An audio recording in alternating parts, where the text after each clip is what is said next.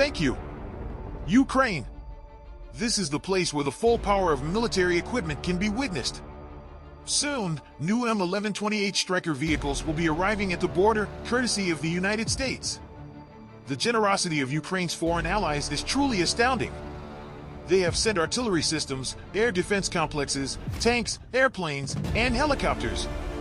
But how much does all this aid cost the U.S.? According to our calculations, since the beginning of the war, America has allocated over $28 billion for the transfer of military equipment and other aid. It's an incredible amount. At first glance, it may seem like foreign aid is taking all the money from allies and ordinary taxpayers, but is it really?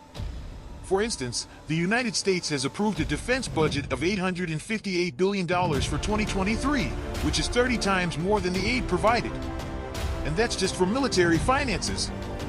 Nevertheless, it is much more advantageous for the U.S. to confront its primary adversary at the hands of the Ukrainians, using just a small portion of their military budget.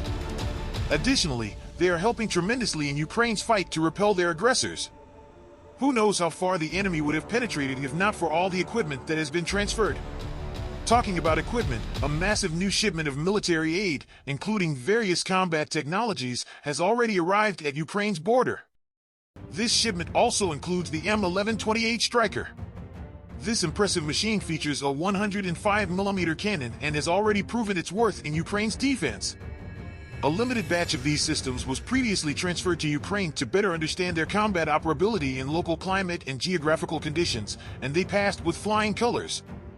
An example of how a seemingly simple infantry combat vehicle can independently foil an enemy's plans and earn great fame for itself occurred in the Bakhmut region, between the villages of Opatny and Ivangrad.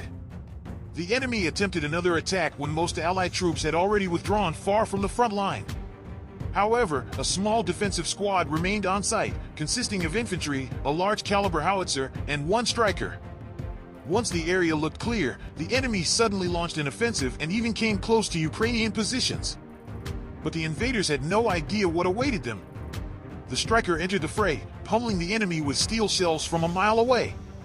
Its high speed allowed it to quickly change positions and attack from the most unexpected angles.